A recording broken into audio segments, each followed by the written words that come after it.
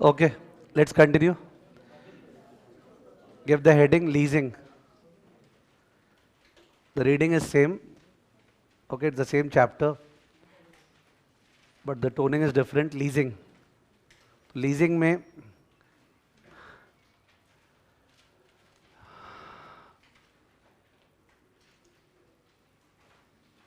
first of all, from a macro level, we should understand that if we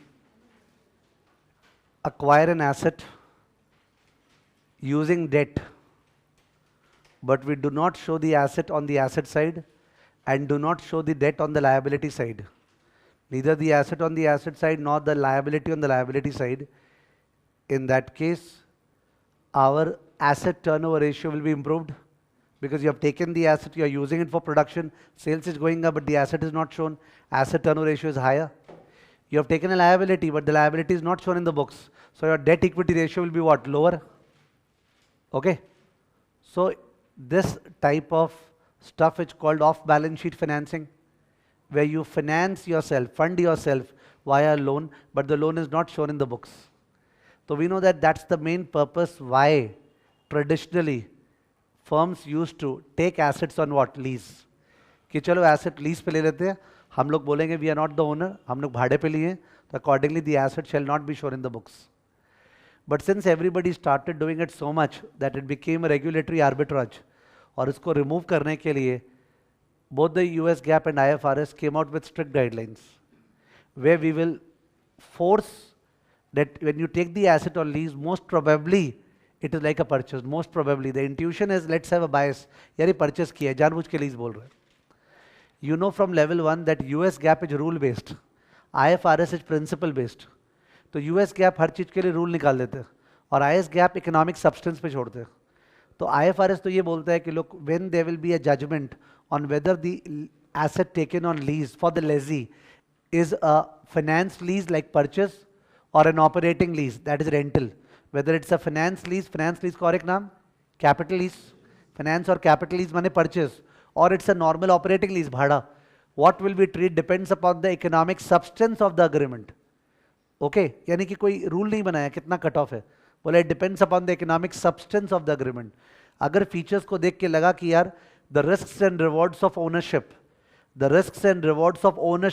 has been substantially transferred from the lessor to the lessee, in that case the lease shall be called a finance lease. For example, if I tell you that the lease is non-cancelable, मैं ये नहीं बोल रहा non cancellable होते ही पक्का ये हो गया, बट एक हिंट का बात है. नॉन कैंसिलेबल से ऐसा लगता है ना कि अब जाके आगे अगर ये एसेट ऑब्सोलीट हो गया, उसका रिस्क बेचारा कौन बेयर कर रहा है? लेजी. जबकि भाड़े पे लेता तो क्यों बेयर करता? मेरे को क्या मतलब, तुम्हारा एसेट है. तो नॉन कैंसिलेबिलिटी पॉइंट ऑफ व्यू से मन में फीलिंग तो आ रहा है कि शायद परचेज हो गए, ऑल्दो डिसाइसिव फीलिंग नहीं है ये. ठीक है, मैं जानबूझ के IFRS के टोन में बात कर रहा हूँ. दूसरा, अगर एसेट जो है उसका जो यूजफुल लाइफ है उसका काफी सब्सटैंशियल पोर्शन के लिए the asset has been leased, useful life के सब्सटैंशियल पोर्शन के लिए, तब तो लगता है मोरलेस परचेज ही कर लिया. अगर एसेट ऐसा है, उस पर ऐसा कस्टमाइज्ड फीचर्स है कि it is useful only for the lazy, and if it were to be used by anybody else it has to be majorly revamped and reconstructed, तो उस केस में लगता है यार ये कौन सा रेंटल हुआ, इसको ऐसे बना के दिया एसेट कि उसके ही काम आएगा, तो बाद में क्या काम लेगा? इसका मतलब बाद में काम लेने का मन ही नहीं है, ये तो एक्चुअली सेल कर दिया है. ठीक है, तो ट्रांसफर ऑफ ओनरशिप क्लॉज लिखा हुआ है, जो अपने इंडिया में वो होता है, क्या बोलते हैं हम, हायर परचेस, कि आप हायर रेंटल्स पे करो और आप जैसे ही लास्ट वाला पे करोगे कौन ओनर? आप ओनर. तो अगर ऐसा लिखा हुआ लीज अग्रीमेंट में, तब इन दैट केस ऑब्वियसली लग रहा है ये तो परचेज हो गया. तो IFRS will go into the substance of the transaction to judge whether it is a finance lease or not. US GAAP is rule based. तो level 1 में I used to use a shortcut SNOB, SNOB. 4 clauses है. Any of them hitting and it becomes a finance lease. SNOB effect. S was 75%. If the lease term is greater than or equal to 75% of the useful life of the equipment, in that case the lease is a finance lease. यानी asset जो है 10 साल का है और lease पे लिए 7.5 साल या उसके ऊपर के लिए, तो it's a finance lease. N 90%. If the present value of the minimum lease payments, that is lease rentals, is greater than or equal to 90% of the fair market value of the asset, In that case, the lease is a finance lease. If the present value of the minimum lease payment is greater than or equal to 90% of the fair market value of the equipment. Equipment 500 lakhs का है और जो lease rentals है उसका present value 480 lakhs है. Present value तो लगता दे तो दिया पैसा, परचेस कर लिए. SNO, O for ownership. अगर there is a transfer of ownership clause at the end, तो in that case it is what? Finance lease. B, bargain purchase option, call option. If the lessee has a call option, right to buy the asset at a very, very low E, at a very, very low E and a deep in the money call, deep in the money call, right to buy at a very low E, किसी को भी पता है कि asset का दाम उससे ज़्यादा होने वाला है, तो जाहिर है the call will be exercised or lapsed, exercised, so the lessee will become the owner. तो SNOB, S 75% lease term, N 90%, O ownership last में transfer, and B bargain purchase that is deep in the money call option. चारों में से एक भी condition अगर satisfy हुआ तो इन दैट केस कौन सा लीज? Finance lease. ऐसा क्यों नहीं किया ये लोग? चारों कंडीशन सेटिस्फाई हुआ तो चारों में से एक ही क्यों किया? बिकॉज मैं बोल रहा हूं ना, बायस है कि अपने को जानबूझ के फाइनेंस लीज बनवाना है कि ऑपरेटिंग फाइनेंस. ओके, मन कर रहा है कि तुम छुपा नहीं पाएगा बैलेंस शीट से एसेट को, बिकॉज इतना जन छुपा चुका ना, थोड़े छुपाने देंगे नहीं. तो बिकॉज ऑफ दैट इतना ज़्यादा स्ट्रिंजेंट गाइडलाइन बना दिया. लेवल 2 में ऐसा लगता तो नहीं है कि डायरेक्टली स्पीकिंग इन रूल्स के ऊपर कुछ पूछना चाहिए, ठीक है, कि when is it a finance lease. Although ऐसा हो सकता है कि कोई क्वेश्चन में in the reading of the features ही समझ में आ जाए. फॉर एग्जाम्पल एक क्वेश्चन है जिसमें सपोज बोला है हम लोग एसेट को 5 साल के लीज पे लिए और उसके बाद जाके वो स्क्रैप हो जाएगा. 5 साल के लीज पे लिए और फिर बोल रहा है वो स्क्रैप हो जाएगा, यानी 5 साल ही उसका यूजफुल लाइफ है.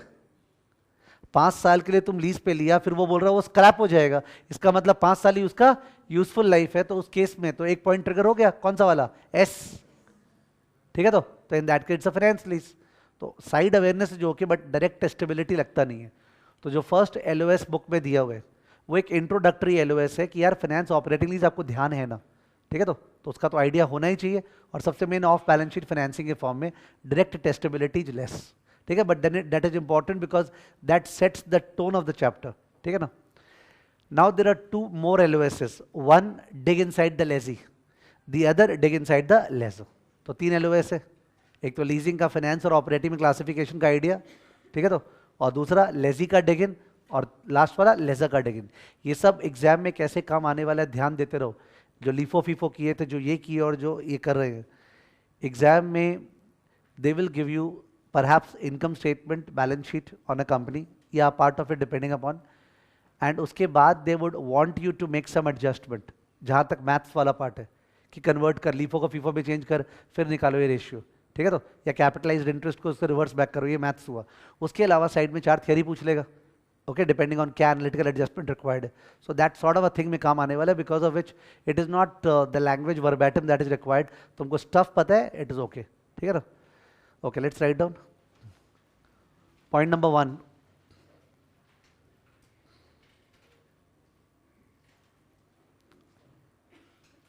X Limited purchases an asset financed with debt. X Limited purchases an asset financed with debt. X Limited purchases an asset financed with debt. Dash. अपने एकदम शॉर्ट में बैलेंस शीट और पीएल में impact दिखाना चाह रहे हैं. तो बैलेंस शीट में एसेट साइड में एसेट आएगा, लायबिलिटी साइड में डेट आएगा, और पीएल में 2 चीजें आएगा. क्या क्या? Depreciation and interest. Depreciation EBIT को इफेक्ट करेगा और इंटरेस्ट जो है वो ईबीआईटी को इफेक्ट नहीं करेगा. किसको? सीधा पैट को, ठीक है. तो आप बैलेंस शीट दिखा दो एकदम छोटा सा, जितना छोटा हो सके. बैलेंस शीट, एसेट साइड में प्लांट आ गया, एसेट साइड में प्लांट, और लायबिलिटी साइड में डेट. लायबिलिटी साइड में डेट. उसके बाद पीएल दिखा दो. पीएल अकाउंट में डेबिट साइड में टू डेप्रिसिएशन, उसके बाद to interest. To depreciation and to interest, ठीक है. I know you know all this, but the thing is that you do not need to rush in when you are revising leasing. आप एकदम basic से चालू करो, ठीक है. उसके बाद ये दिखाने के बाद लिखना Alternatively, X Limited takes the asset on operating lease. Alternatively, X Limited takes the asset on operating lease. Takes the asset on operating lease.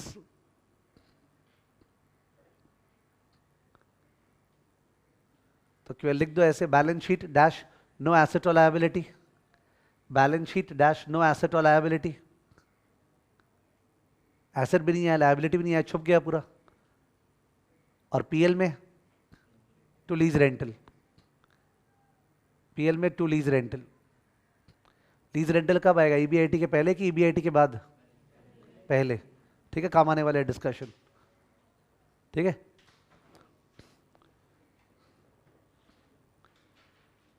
Para change. Hence, operating lease is a clear-cut case of off-balance sheet financing. Operating lease is a clear-cut case of off-balance sheet financing. Operating lease is a clear-cut case of off-balance sheet financing. Clear-cut case of off-balance sheet financing. Off-balance sheet financing. Full stop. Para change. Hence, regulators try their best. Regulators try their best to make the lease counted as finance lease for the lessee. Make the lease counted as finance lease for the lessee.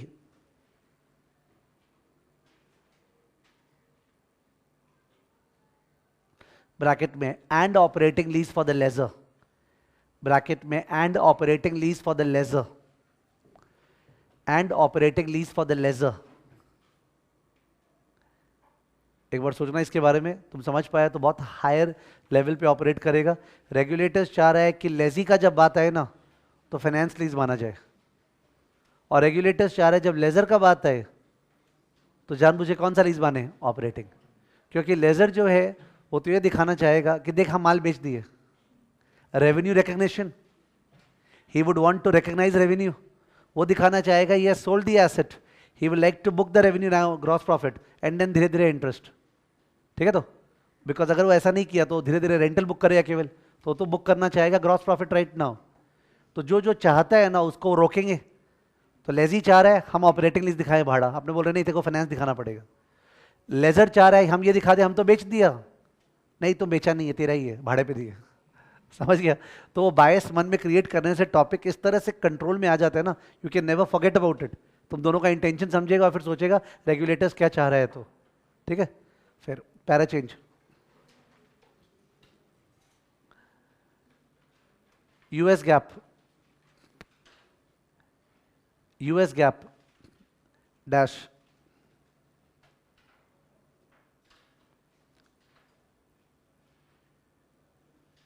for a lease to be called a finance lease, for a lease to be called a finance lease for the lessee, for a lease to be called a finance lease for the lessee, comma, any one out of the 4 points should be satisfied, any one out of the 4 points should be satisfied, any one out of the 4 points should be satisfied.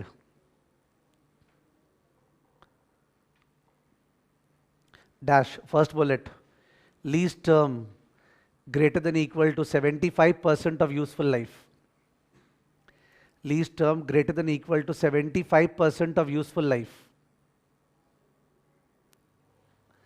Second bullet, PV of LR, PV of LR greater than equal to 90% of FMV. PV of LR greater than equal to 90% of FMV. Third bullet, ownership transfer at the end. Ownership transfer at the end.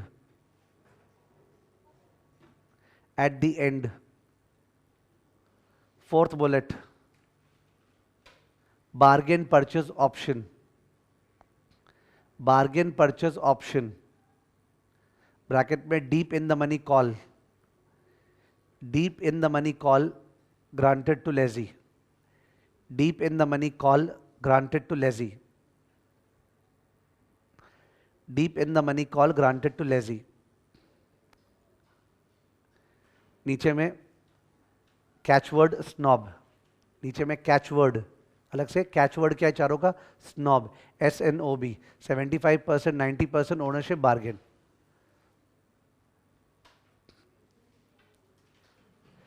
Para change. IFRS is principle based, is principle based. So lease will be called a finance lease for the lessee. Lease will be called a finance lease for the lessee. Will be called a finance lease for the lessee if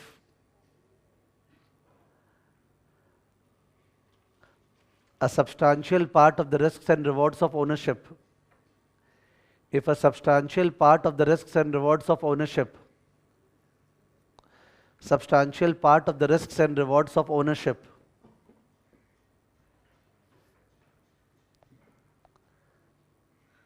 are transferred from the lessor to the lessee. Substantial part of the risks and rewards of ownership are transferred from the lessor to the lessee. From the lessor to the lessee. Dash. One has to look into the economic substance. One has to look into the economic substance of the lease agreement. One has to look into the economic substance of the lease agreement. Economic substance of the lease agreement.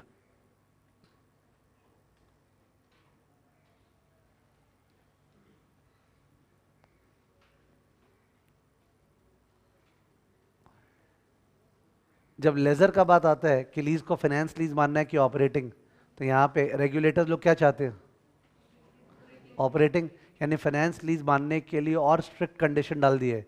US gap बोल रहे हैं कि lease will be called a finance lease for the lessor if you have snob plus the lease rentals are reasonably recoverable, recoverability certain, plus the lessor has done what ought to have been done okay in the lease agreement.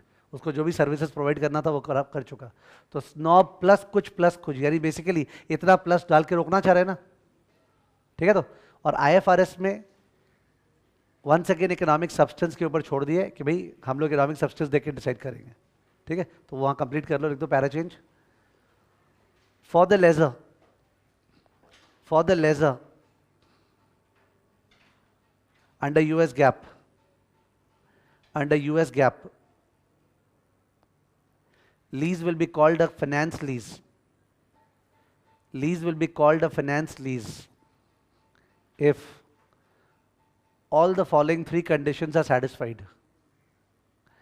If all the following three conditions are satisfied. All the following three conditions are satisfied. Dash. First bullet, snob. First bullet, snob, यानी the lease has to be a finance lease for the lessee, तभी जाके laser के लिए finance हो सकता है. Second bullet, recoverability of the lease rental is reasonably certain. Recoverability of the lease rental is reasonably certain. Recoverability of the lease rental is reasonably certain. Third bullet, lessor has done his part. Lessor has done his part. उसको जो भी करना था वो कर चुका. Lessor has done his part. तो तीनों सेटिस्फाई हुआ, एनी वन नहीं, तीनों. तब जाए क्या होगा, finance lease for the lessor, ठीक है. Next line IFRS. या स्नॉब तो आइदर और है, स्नॉब को ऑफिस करके, स्नॉब में SNOB में 4 में से 1 क्लिक होना चाहिए.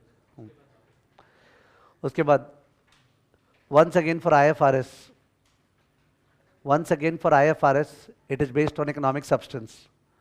Once again for IFRS, it is based on economic substance. Once again for IFRS, comma, it is based on economic substance. It is based on economic substance. तो classification issues खत्म हो गए यहाँ पे अपना, ठीक है। तो अब next point number 2, accounting for finance lease, accounting for finance lease dash lessee's point of view, accounting for finance lease dash lessee's point of view, accounting for finance lease dash lessee's point of view. अगर maths को ignore करें, math को जो कि कमती likely है test होने का मैथ, तो उस केस में अकाउंटिंग तो वही होगा जहां से आज का नोट स्टार्ट हुआ था एलएसी का। नोट देखो, एक्स लिमिटेड ने एसेट परचेस किया, तो फाइनेंस लीज यही तो बोल रहा है कि भाई लीज पे नहीं लिया है, क्या किया है, परचेस। तो तुम अगर थीमेटिकली बोलो सर अकाउंटिंग क्या है, सिंपल है, वो परचेस किया है लोन लेके, जो तुमने बैलेंस शीट पीएल में दिखाया है वही दिखेगा। तो it is so easy to remember. You may talk about the maths of its, calculate कैसे होगा वो एक अलग चीज है, but you can not forget about कि अकाउंटिंग होगा कैसे, इस तरह से अकाउंटिंग होगा। इसका मतलब 2-3 चीज अभी डिस्कस कर ले।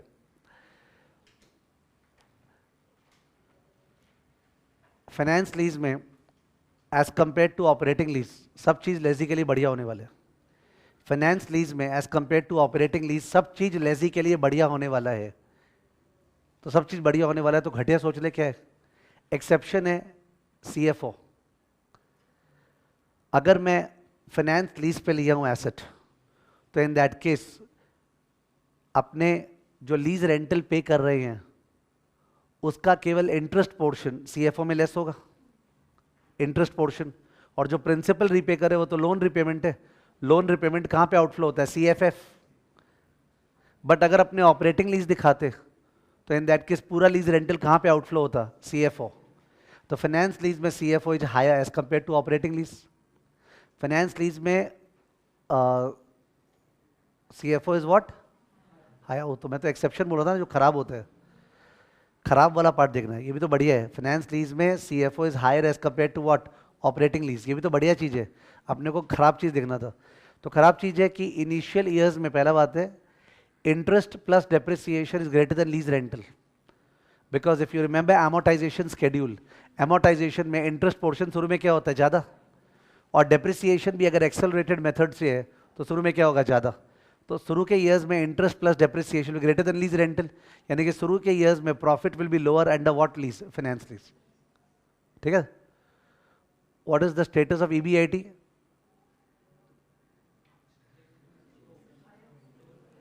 फाइनेंस लीज में ईबीआईटी क्या होगा, हायर, बिकॉज अपने ईबीआईटी में तो केवल डेप्रिसिएशन लेस कर रहे हैं, जबकि ऑपरेटिंग लीज करते तो क्या लेस करते, लीज रेंटल। ऑपरेटिंग लीज में पूरा लीज रेंटल लेस होता, तो यहाँ तो फाइनेंस लीज जीता ही है, हारा केवल एक में जगह पे, अभी कहाँ पे, profit in the initial years. दूसरा asset turnover ratio,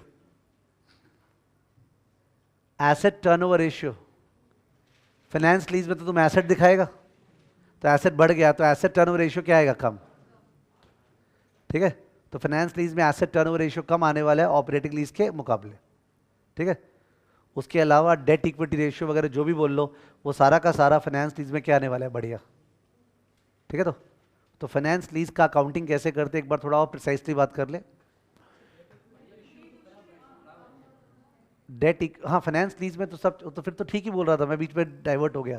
finance lease में जो लेजी है, lessee he would like to show under finance lease और operating lease, operating, I diverted बीच में। The lessee would like to show under operating lease. तो finance lease में सारा चीज क्या दिखना चाहिए, खराब। तो जो बढ़िया दिखना चाहिए वो एक्सेप्शन हुआ, बोल रहा ठीक था, फिर ट्रैक चेंज हो गया। तो बढ़िया, तो फिर तो वो जो फर्स्ट वाला था कौन सा, CFO. CFO is an exception, because CFO जो है फाइनेंस लीज में क्या दिखता है, बढ़िया, because we only deduct what, interest, जबकि ऑपरेटिंग लीज में we deduct the entire rental. Okay, coming to the math part, then we'll summarize. एक एसेट लिया तुम और लीज रेंटल है 50,000 per year, 50,000 per year for 5 years, 50,000 per year for 5 years.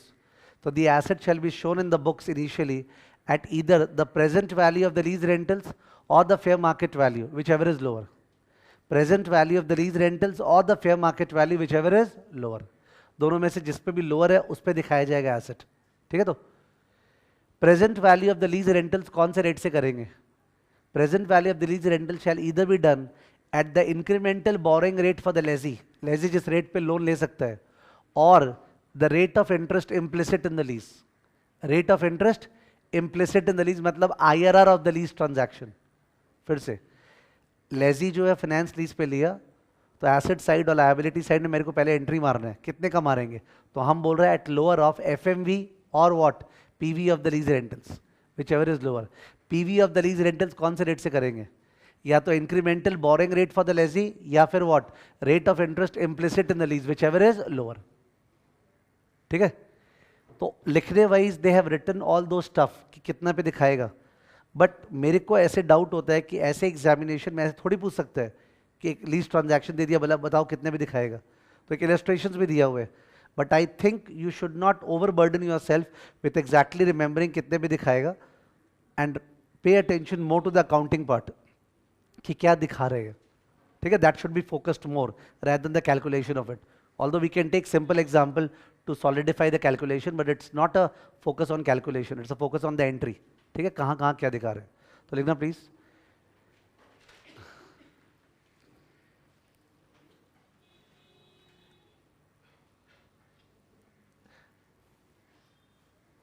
T equal to zero, T equal to zero initially बोलना चाह रहा हूं जैसे ही अपने लिए, T equal to zero dash capitalize the asset and the associated liability, capitalize the asset and the associated liability, capitalize the asset and the associated liability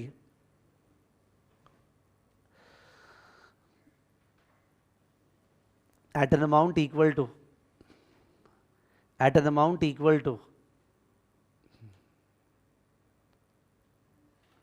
lower of bracket FMV,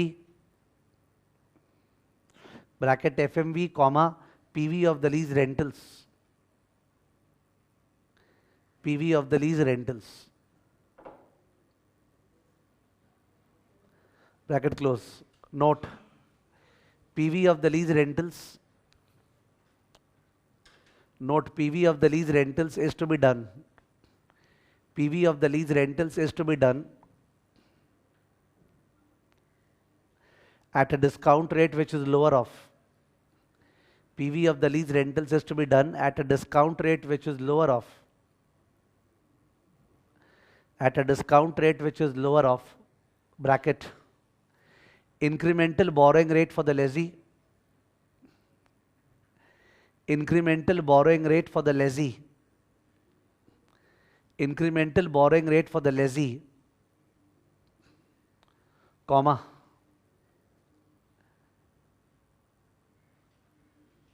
rate of interest implicit in the lease, rate of interest implicit in the lease, that is IRR, rate of interest implicit in the lease, that is IRR, rate of interest implicit in the lease, that is IRR.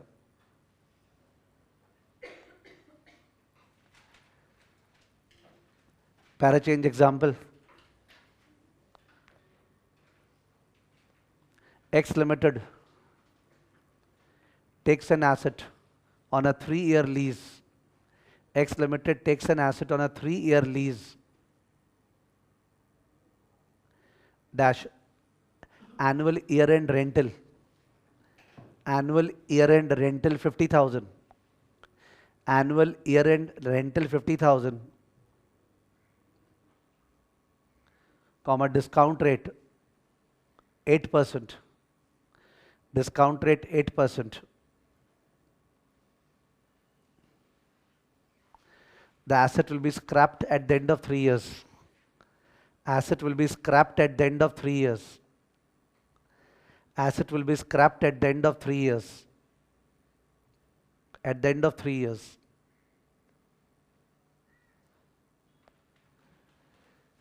Para change. This is your finance lease because lease term equal to useful life equal to 3 years. This is your finance lease because lease term equal to useful life equal to 3 years.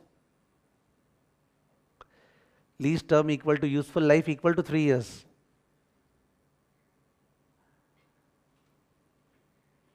para change, capitalized amount equal to dash 50,000 PMT 3N 8I by Y CPT PV 50,000 PMT 8N 8I by Y 3N compute PV बोलो 128855 128855 128855 balance sheet में आ गया suppose, ठीक है, asset और liability दोनों में, अभी show नहीं करना बैलेंस शीट, ठीक है, बैलेंस शीट में आ गया एसेट लायबिलिटी दोनों में। उसके बाद स्टेप टू नहीं सॉरी, अपने क्या लिखे थे, टी जीरो ना, टी इक्वल टू जीरो, अब T equal to 1 to 3, t equal to 1 to 3 dash every year the firm will pay lease rental, which comprises of interest and principal. Firm will pay lease rental which comprises of interest and principal.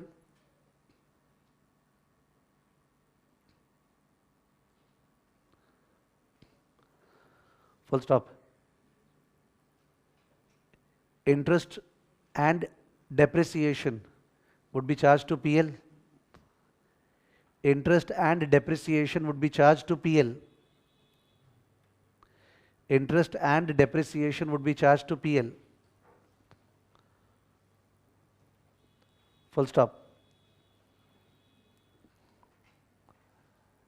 Principal payment would reduce the outstanding liability in books. Principal payment would reduce outstanding liability in the books.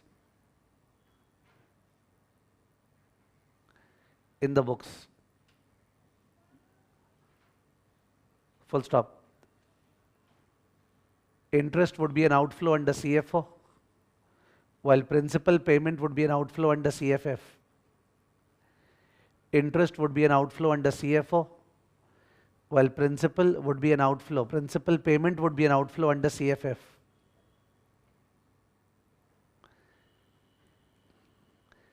Interest would be an outflow under CFO, while principal payment would be an outflow under CFF. Full stop.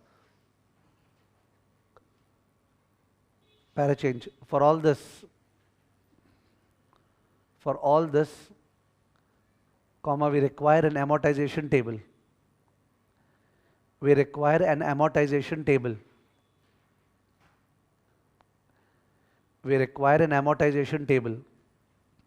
Dash. Column बना रहे हैं, years, amount outstanding, interest at 8%, principal portion, lease rental. Years, amount outstanding, interest at the rate of 8%, principal portion and lease rental. Years 1 to 3, lease rental वाले column में 50,000, 50,000, 50,000. Lease rental वाले column में 50,000, 50,000, 50,000. Year 1 में second column में amount outstanding जो capitalise किए थे, कितना कैपिटलाइज किए थे, पीवी कितना लाए थे, 128855. 128855 अमाउंट आउटस्टैंडिंग. 128855 का 8%, 10308. 10308. So 50,000 minus that, 39692. तो फर्स्ट ईयर का 50,000 का हिसाब हो गया, 39692. So amount outstanding second year 89163. 89163 amount outstanding second year, उसका 8%, उसका 8% 7133. So 50,000 minus 7133, 42,867, 42,867, 42,867. Amount outstanding third year, 4,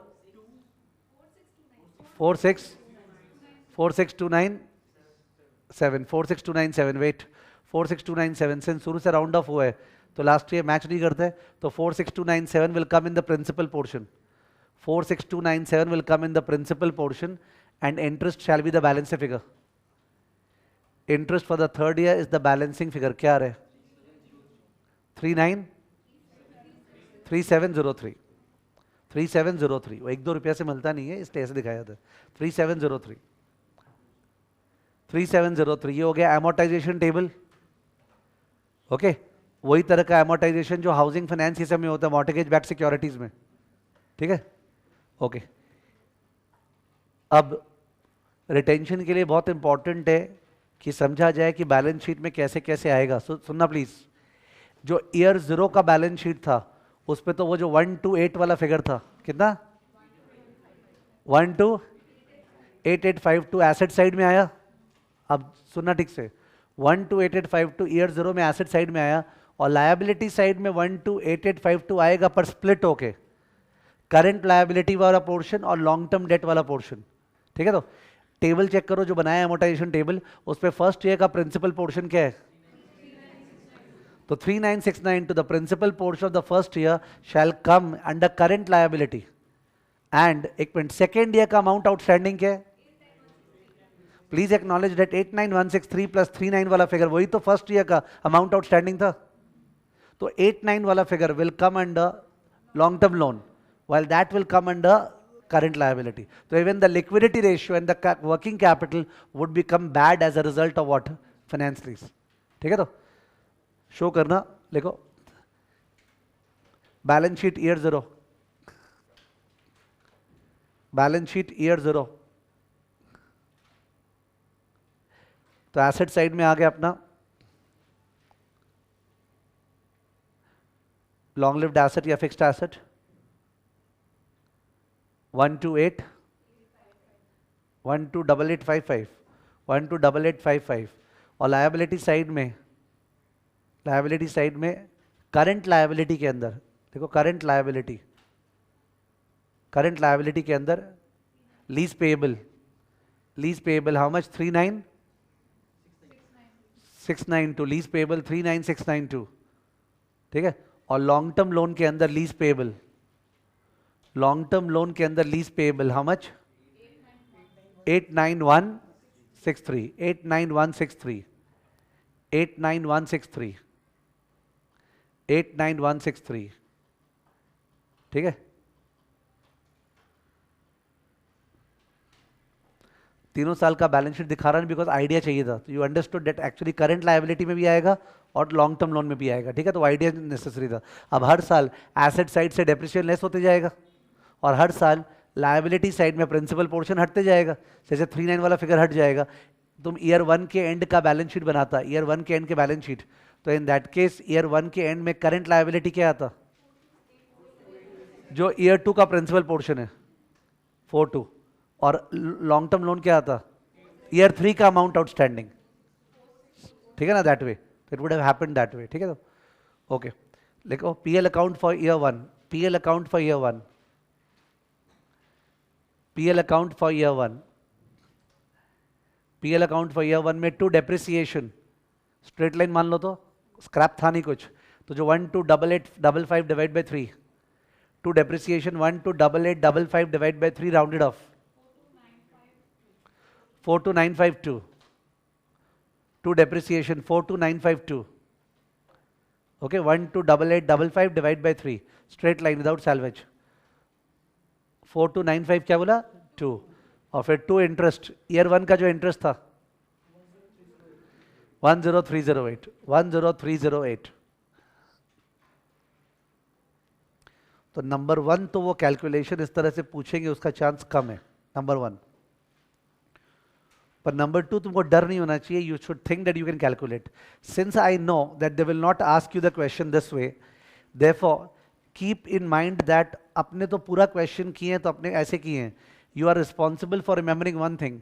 अगर अपने को लीज पेएबल पता है at the nth point of time, lease payable में करंट लायबिलिटी और सिक्योर्ड लोन दोनों गिन रहा हूं, लीज पेएबल पता है, तो interest of the next period is equal to that 8% of the lease payable ना, because lease payable is actually amount outstanding, तो उसी के ऊपर तो 8% निकलेगा. इन इट में सो हैपन दैट आपको लीज पेएबल पता है और आपको इंटरेस्ट पर पोर्शन निकालना पड़ेगा नेक्स्ट पीरियड का, तो आप वो 8% ऑफ दैट लीज पेएबल निकालोगे. ध्यान रखना. तो पूरा क्वेश्चन नहीं आएगा बट उतना सा कैलकुलेशन आ सकता है, और फिर लीज रेंटल में से वो लेस करेंगे तो क्या आ जाएगा, प्रिंसिपल पोर्शन. तो that we should directly remember that instead of all the years they can ask just for 1 year. ठीक है, ओके. फिर तो अपने को अकाउंटिंग पूरा समझ में आ गया इसका, लीज का कैसे होगा, फाइनेंस लीज का. अब इसको कंपेयर करना है किससे, ऑपरेटिंग से. ठीक है, तो लिखना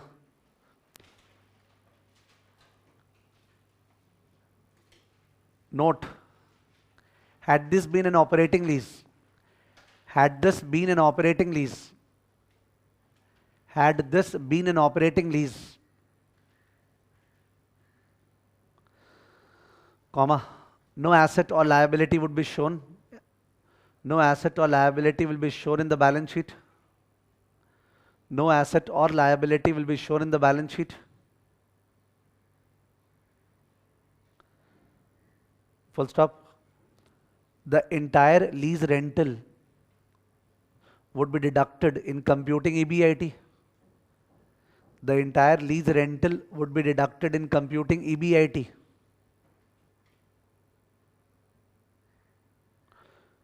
In computing EBIT. Full stop. The entire lease rental of 50,000 would be an outflow under CFO. The entire lease rental of 50,000 would be an outflow under CFO. The entire lease rental of 50,000 would be an outflow under CFO. Would be an outflow under CFO.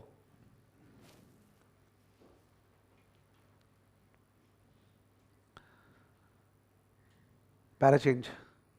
Comparison. Para change, comparison.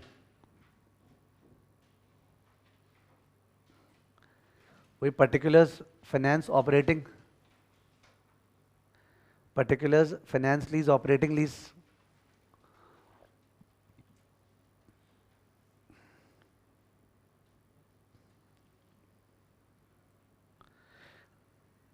Net income, earlier years. Net income earlier years. Finance lease में क्या? Low. Because interest और depreciation बहुत heavy है, उसमें high. Net income later years. Net income later years. Finance lease में high, operating lease में low. EBIT. Earlier years ये सब नहीं है, EBIT throughout. EBIT throughout earlier years नहीं है.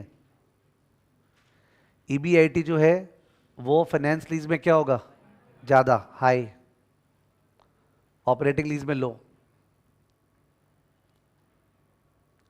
CFO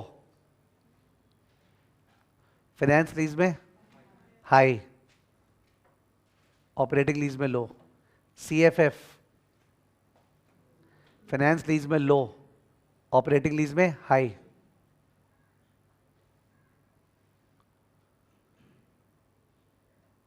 Total asset and equity. Total asset and equity.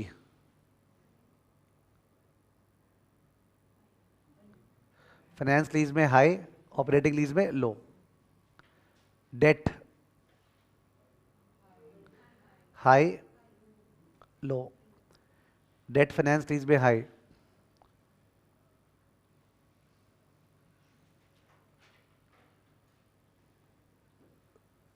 CL current liability finance lease में high, operating lease में low. Working capital finance lease में low, operating lease में high. तो अब कर दो ratios.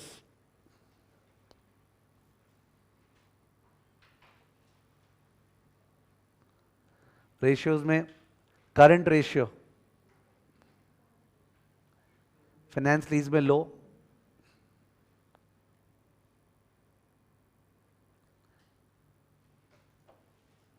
Date ratio debt by asset finance lease में high. Debt भी ज्यादा एसेट भी ज्यादा, डेट भी ज्यादा एसेट भी ज्यादा, डोमिनेट कौन करेगा? डेट। मैं बोला था ना छोटा अमाउंट डोमिनेट करते हैं। Debt by asset both are higher but debt is a smaller amount, it dominates more. और ऐसे भी इतना मैथ्स का दरकार क्या है? फाइनेंस लीज मतलब आप बोरो किए हो, ऑपरेटिंग लीज मतलब बोरोइंग छुप गया है, सीधा बात तो है ना। Feel is enough instead of the maths. Next, asset turnover ratio, asset turnover ratio finance lease में लो,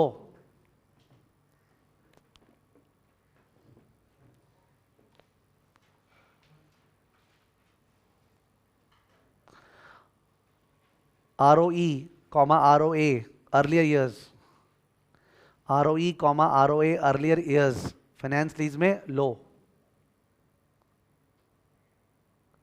फिर ROE, ROA later years finance lease में हाई।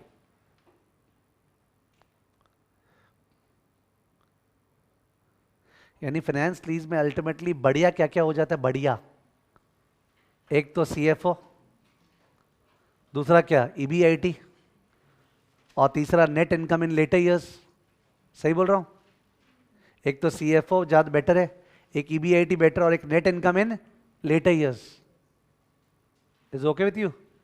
तो तीन चीज फाइनेंस लीज में खराब होते हुए भी अच्छा है। Okay, CFO, EBIT and net income in later years. ठीक है, तो यू रिमेंबर दिस वे, और बाकी सब चीज खराब है। Okay, next point number 3, accounting for finance lease, accounting for finance lease in the books of the ledger, accounting for finance lease in the books of the ledger।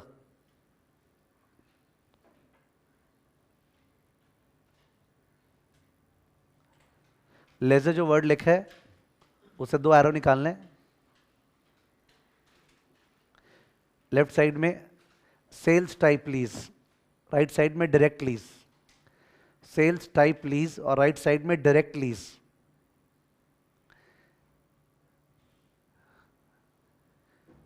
US GAAP में sales type lease का technical definition है, IFRS इस तरह से differentiate नहीं किया पर उसका मतलब वही है। यूएस गैप में क्या डेफिनेशन है? If the present value of the lease rentals is greater then the carrying amount of the asset. जैसे मैं कोई चीज को प्रोड्यूस करता हूं पहले, तो मेरे इन्वेंट्री में पड़ा हुआ है, और उसके बाद या तो उसको बेचता हूं या उसको लीज पे देता हूं जो बेचना है। फाइनेंस लीज तो बेचना हो गया ना। मैं एक एसेट को प्रोड्यूस करता हूं, इन्वेंट्री है, उसको या तो सेल करता हूं पैसा लेके, खत्म।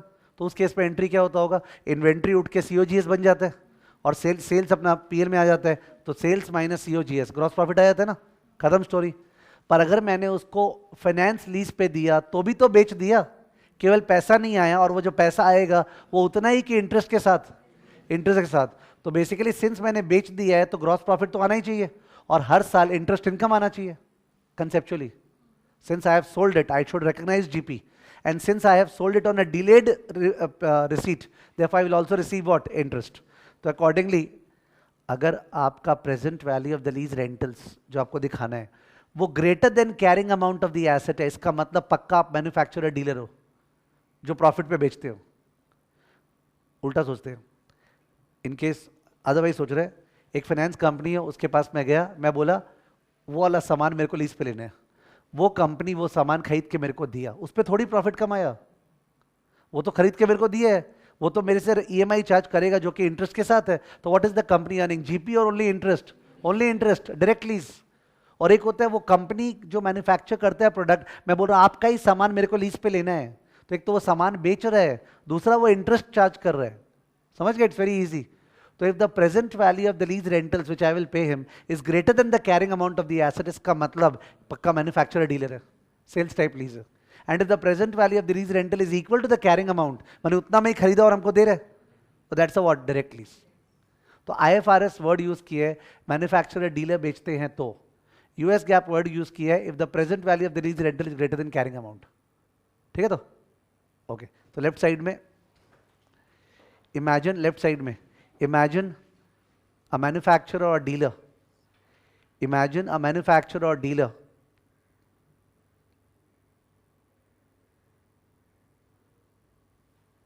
who has inventory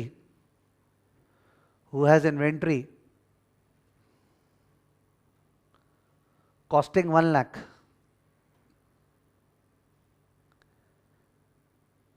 which is given to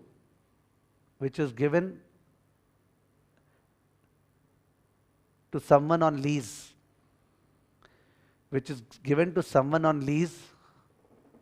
such that PV of LR 128,855, such that PV of LR, पिछला का पुल कर लिए, 128,855, ठीक है, 128,855. Therefore, initially GP, gross profit, equal to 288,855, GP equal to 288,855, and there will be interest income every year,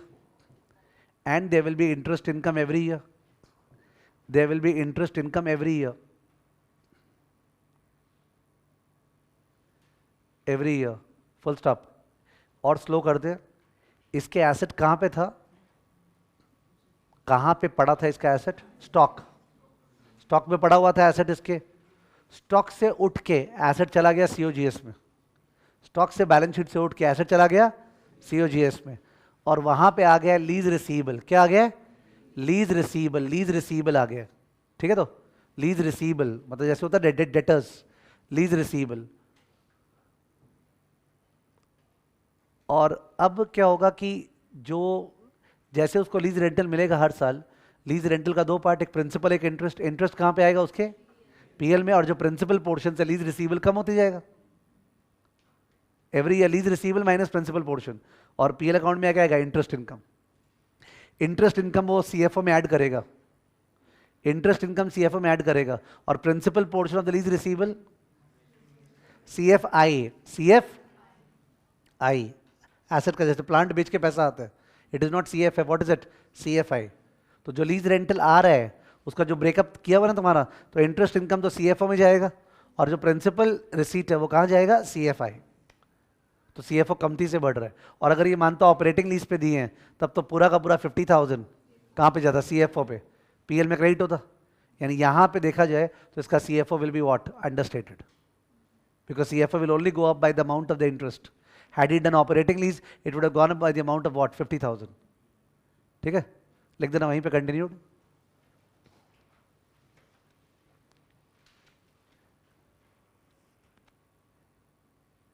Inventory will be removed from balance sheet.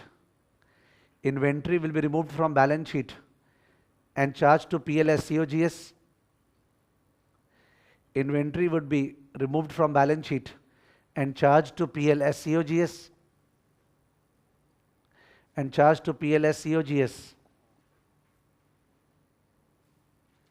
Full stop.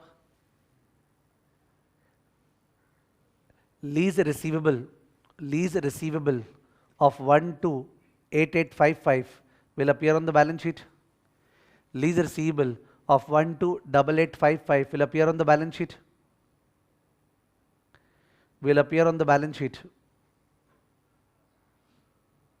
Full stop. Every year when he receives rental income, every year when he receives lease rental,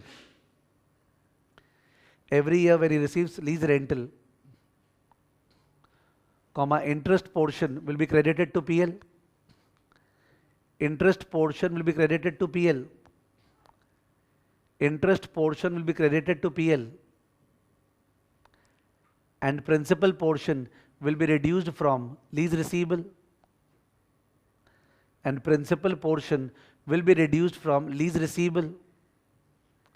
Principal portion will be reduced from lease receivable.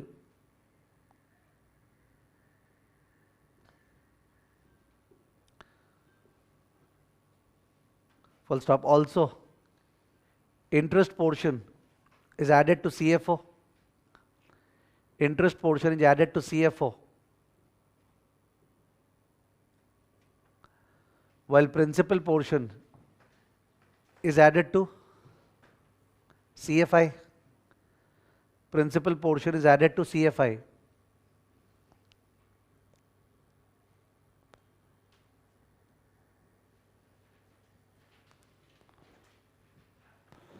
Direct lease में carrying amount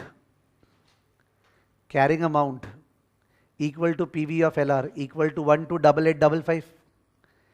Carrying amount equal to PV of LR equal to 1 to 8855. वो तो खरीद के lease पे दिए है, सामने सामने, ठीक है, खरीद के लीज पे दिया है, बिजनेस ध्यान रखना, खरीद के लीज पे दिए है. No GP, no gross profit, शुरू में कोई ग्रॉस प्रॉफिट नहीं है. एसेट किसके बुक्स पे? लेजी, बिकॉज है तो फाइनेंस लीजी, है तो ये फाइनेंस लीजी, ऑपरेटिंग थोड़ी बात कर रहे हैं, ठीक है. No GP, only annual interest income, only annual interest income.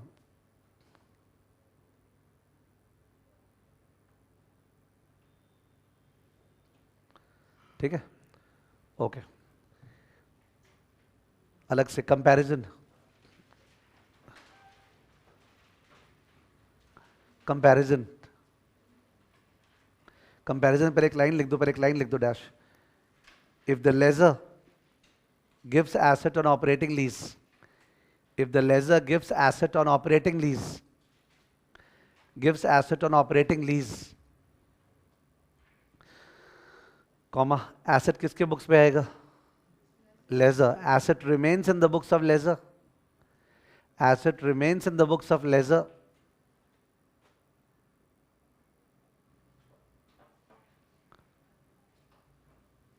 Full stop. Every year depreciation is charged in PL.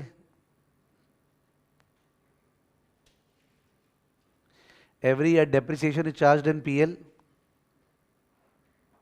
and the lease rental is credited to PL. Lease rental is credited to PL. Credited to PL. Full stop. ठीक है, तो comparison कर लो अब. Comparison particulars, finance lease, operating lease.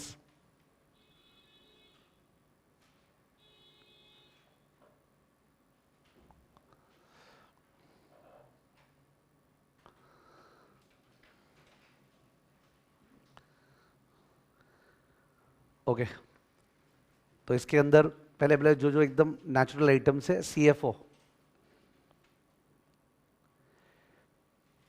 Finance lease में अगर दे रहा है तब तो केवल इंटरेस्ट इनकम सीएफओ में ऐड हो रहा है. ऑपरेटिंग लीज में दे रहा है तो पूरा का पूरा रेंटल ऐड हो रहा है. तो क्या होगा? Lower higher, lower higher, CFI, higher lower, principal portion CFI में ऐड हो रहा है.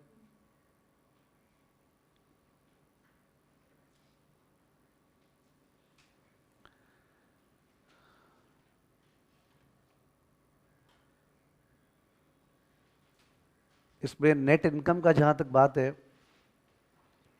तो अगर सेल्स टाइप लीज होता तब तो फर्स्ट ईयर में नेट इनकम काफ़ी हाई होगा, बिकॉज एक तो जीपी हो रहा है और एक इंटरेस्ट इनकम हो रहा है, ठीक है. पर अगर डायरेक्ट लीज है तो डायरेक्ट लीज में अपने फाइनेंस लीज में इंटरेस्ट इनकम हो रहा है और ऑपरेटिंग लीज में क्या हो रहा है? Rental income minus depreciation, rental income minus depreciation. तो वेरी हार्ड टू से which one would defeat, because interest income शुरू में ज़्यादा होता है, वैसे रेंटल इनकम तो कांस्टेंट होता है और डेप्रिसिएशन डिपेंड्स अपॉन कौन सा मेथड हो रहा है, ठीक है. तो थोड़ा सा डाइसी है कि which one should be committed for, ठीक है. तो I think we better refer to the book rather than writing wrong कि ऐसा कंपैरिजन किया है क्या. for the lessor wala part mein, whether they have carried out such comparison or not, that could be seen.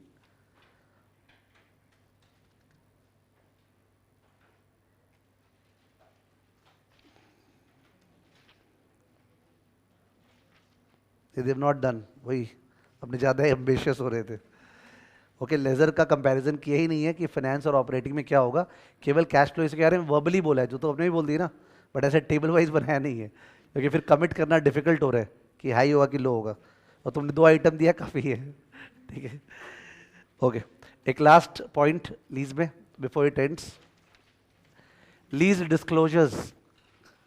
Lease disclosures and what should analysts do? Lease disclosures and what should analysts do? Lease disclosures and what should analysts do? तो analyst को क्या करना है, उसको operating lease को finance lease मान के capitalise करना है. एनालिस्ट का काम है कि जो ऑपरेटिंग लीज है ना, उसको भी फाइनेंस लीज में कन्वर्ट करके बुक्स पे लाएंगे. ठीक है, तो बिकॉज अपने ये मान रहे हैं वो जानबूझ के 74%, 89% ये सब धंधा किया होगा एसएनओबी को बीट करने के लिए. We will like to capitalize the operating lease into finance lease in the books of the lessee का बात कर रहे हैं, लेजर पे फोकस कम है. तो what does the lessee show in the footnotes with the help of which we can do that? They are required to show आने वाले 5 साल का लीज रेंटल्स और 5 साल के बाद का एग्रीगेट लीज रेंटल्स. 5 ईयर्स का लीज रेंटल्स दिखाना जरूरी है ईयर वाइज, और 5 साल के बाद का aggregate lease rentals. They are required to show both for finance lease as well as operating lease, and they are also required to tell the terms of the lease वगैरह. तो कहने का मतलब है कि अगर ये चीज दिखाया गया है फुटनोट्स में, तो दे आर सेइंग दैट एक काम करो, एक फाइनेंस लीज आपका ऑलरेडी है लेजी का, तो फाइनेंस लीज अगर ऑलरेडी है तो बुक्स में नेट इन्वेस्टमेंट इन लीज दिख रहा होगा. एसेट लायबिलिटी भी दिखाते हैं ना लेजी का एसेट साइड में और लायबिलिटी साइड में अमाउंट दिखाते हैं. तो वो जो अमाउंट लायबिलिटी साइड में दिखता है, वो अमाउंट को पकड़ो, उसको कैल्सी में सपोज तुम वो कर रहा है, कैल्सी में तुम चला गया कैश फ्लो मोड में, CF0 डाल दिया, CF0, और जो rental first year, second year, third year, fourth year, fifth year आने वाला है वो तो आपको पता ही है, और फिफ्थ ईयर के जो बाद आने वाले हैं ना रेंटल, वो अगर अमाउंट दिया हुआ है कि इतना आने वाला है इतने सालों में, तो उसको divide by number of years करके पर एनम बराबर मान लो, बिकॉज वो तो ईयर वाइज पता नहीं होगा. तो वैसे करके CF0, CF1, CF2, CF3, CF4, CF5 सब डाल के calculate what, I by Y, IRR, calculate IRR, तो आपको IRR निकल जाएगा फाइनेंस लीज का. अब तुमको ऑपरेटिंग लीज का अमाउंट पता है रेंटल का, तो ऑपरेटिंग लीज का रेंटल का पीवी निकाल लो, और वो पीवी जो है वो एसेट साइड और लायबिलिटी साइड में ऐड. झमेला क्यों हो रहा है? ऑपरेटिंग लीज का पीवी करना है, करे कौन से रेट से? तो बोले पहले फाइनेंस लीज का जो है ना रेट निकाल लो, और वो रेट निकाल के ऑपरेटिंग लीज का उस रेट से क्या कर दो, पीवी. ठीक है, तो that is what you can do with the help of the disclosures. देखना,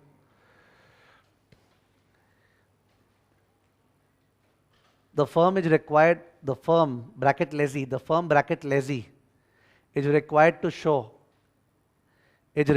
show year-wise rentals for the year-wise rentals for the next 5 years, year-wise rentals for the next 5 years, and aggregate rentals beyond that, and aggregate rentals beyond that, aggregate rentals beyond that.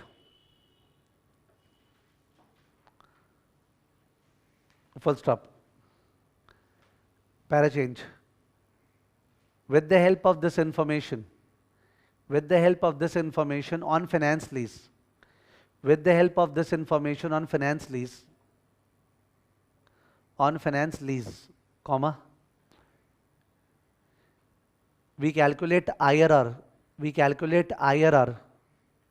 of the lease, IRR of the lease. Full stop. Para change.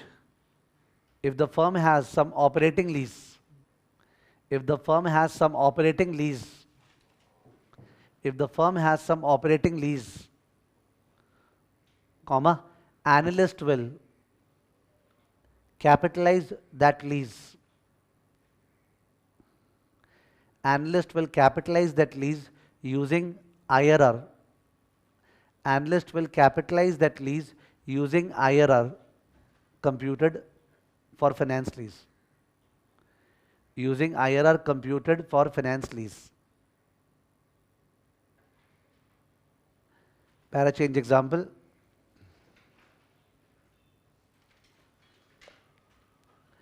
Example है, दो column बनाना, तीन column. First column years, second column finance lease, third column operating lease. Years में 1 2 3 4 5 और फिर 6 to 10. Years में 1 2 3 4 5 और फिर एक साथ 6 to 10. ओके, रेंटल्स देखो. फाइनेंस लीज में 200, 300, 450, 500, 300. उसके बाद 800, 6 to 10 में 800. ऑपरेटिंग लीज में 70, 80, 100, 120. कितना हो गया? 4 हो गया. 90, 200. नेक्स्ट टेबल के बाद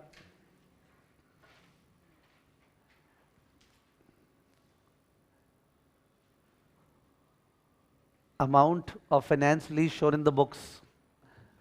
Amount of finance lease shown in the books equal to, क्या टोटल था फाइनेंस लीज का? 1288. फाइनेंस लीज का total,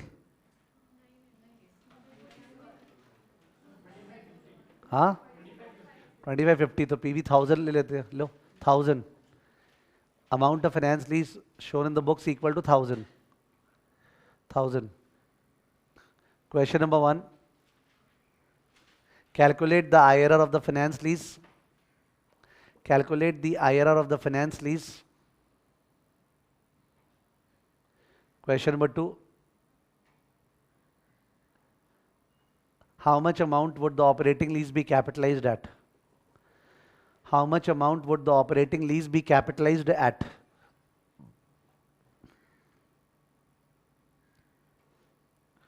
Operating lease be capitalized at. Solution. तो कैश फ्लो मोड में जाना है. कैल्सी में cash flow mode. Cash flow mode में CF0 वो होगा 1000. You can put negative. 1000 negative. CF0 will be 1000 negative. उसके बाद CF1, CF2, C3, C4, C5 feed करना है. C5 तक फीड करने के बाद वेट करना. C1, C2, C3, C4, C5 feed करना है. और वो फीड करने के बाद आप सोचो 6 से 10 तक 800 बाय 5 कितना? 160 फीड करने हैं. उसको 5 बार क्यों फीड करें? 160 फीड करके फ्रीक्वेंसी 5 डाल देंगे ना. C6 जो है 160 फीड करो. C6 160 और उसका फ्रीक्वेंसी पूछता है वो 5. हो गया IRR CPT.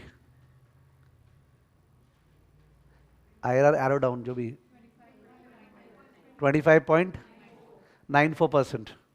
25.94%. 25.94%. ठीक है. Answer number 2.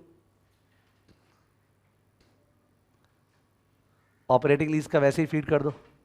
CF0 कुछ फीड नहीं होगा, C1 से फीड होगा. ऑपरेटिंग लीज का C1 से फीड करो.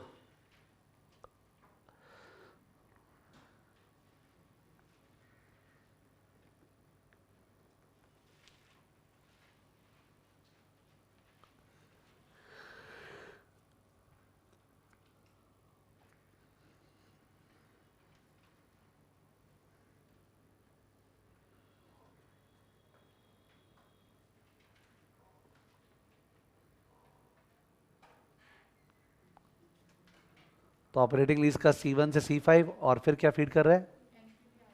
कितना नहीं कितना C6 कितना? C6 is 40. 40 और फ्रीक्वेंसी 5. C6 40 फ्रीक्वेंसी 5 और फिर NPV और I वो पुट करेंगे. NPV में Y पूछेगा ना तो 25 पॉइंट समथिंग. कंप्यूट क्या आया? 265.5. 265.5. तो बड़े सम्स में क्या होगा? जो फर्म का डेट चलता रहेगा बुक्स में, उस डेट के अंदर 265 क्या करेंगे, ऐड, फिर नया वाला डेट इक्विटी रेशियो निकलेगा। ओके ठीक है, so that finishes of this reading। ठीक है, लॉन्ग लिव्ड एसेट्स। इन सब में कोई बता रहा था कि स्क्वाइजर में क्वेश्चन बैंक में बहुत हजारों क्वेश्चन दिया हुए हैं, इन्वेंट्री में, लॉन्ग लिव्ड एसेट, ये सब में, बिकॉज सब तो स्क्वाइजर का एकदम हिस्ट्री है ना, लेगेसी है, तो उसके बाद भर भर के क्वेश्चन है, तो समझ के करना, तुम्हारा टाइम प्रेशियस है। ओके एक मिनट, अब tomorrow you have as usual fixed income ना, कल तो फिक्स्ड इनकम है, कल क्या डेट होता है, फिक्स्ड इनकम ना, कल फिक्स्ड इनकम है। ओके उसके बाद एक मिनट सुनो ठीक से, उसके बाद एक क्लास में अपने को वो जो चैप्टर चल रहा था, कौन सा, हेज फंड वाला चैप्टर एक तो मिडिल में वो कंप्लीट करना है, और इक्विटी का भी एक चैप्टर SS11 का वो कंप्लीट करना है। ठीक है, सपोज एक क्लास पे वो दोनों कंप्लीट कर लेंगे। वो कंप्लीट करने के बाद FRA में पेंशन वाला चैप्टर, पेंशन के बाद कौन सा है, multinational, pension, multinational and last study session, वो जो है वो तुम लोग के इक्विटी वाले क्लास टाइमिंग पे चलता रहेगा। जैसे थर्सडे को इक्विटी चलता था ना, थर्सडे को इक्विटी चलता था, तो इक्विटी वाले क्लास टाइम पे वो पेंशन और मल्टीनेशनल चलेगा, और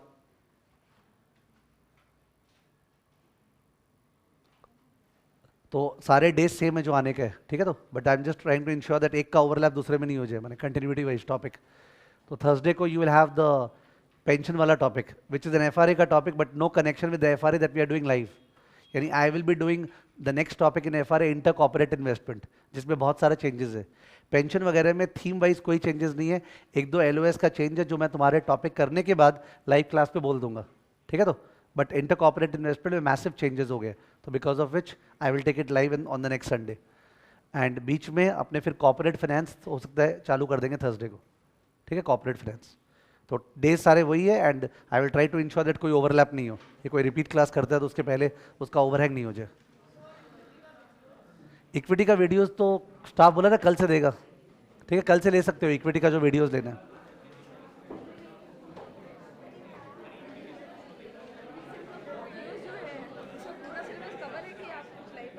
किसमें?